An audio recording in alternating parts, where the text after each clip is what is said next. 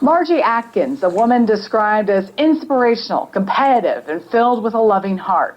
A well-respected cross-country and running coach, as well as being one of the most sought-after teachers at O'Leary Middle School.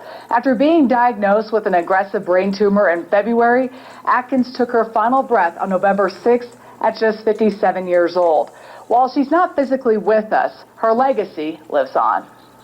Margie Atkins only taught for a couple of weeks following her cancer diagnosis. The news sent shockwaves through the halls of O'Leary Middle School. Kids were concerned. Kids were worried. A lot of kids were in denial, like a lot of staff were too. Oh, she'll fight it. You know, she's healthy. She can beat this. It's just kind of emotionally difficult. It's just because I know her through cross country and running, and I just run with her so often that I was hoping that she'd still be able to run and I'd still be able to have that great relationship that I have with her. As a high school runner, we all run with the same team that we did in middle school, and I think we're so successful today because of the great foundation that Mrs. Atkins laid. Atkins' competitive and passionate nature carried into other aspects of her life, including, of course, teaching. I remember meeting her the very first time coming to a parent-teacher conference. And I remember walking out of there, and I still remember it very vividly, walking out of that parent-teacher conference thinking, oh man, my kids are so lucky to have this teacher in their lives. Margie was a competitor no matter what it was.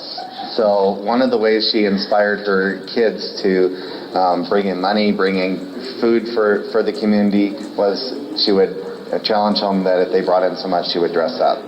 I have seen her dress in all sorts of things, but the best one ever was a cow outfit, complete with udders. Atkins always supported O'Leary's involvement in events.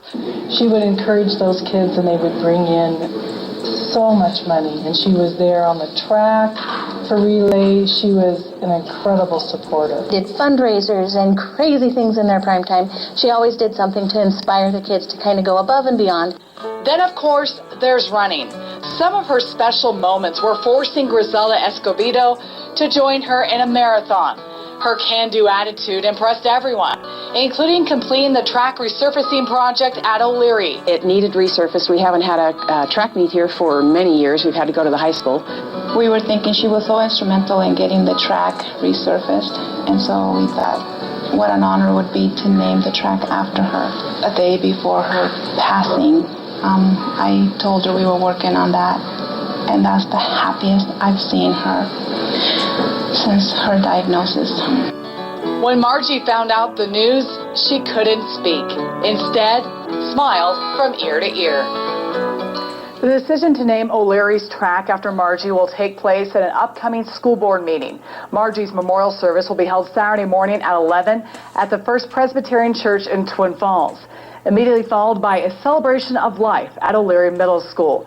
In lieu of flowers, you can donate to the American Cancer Society, Cystic Fibrosis, or Rising Stars.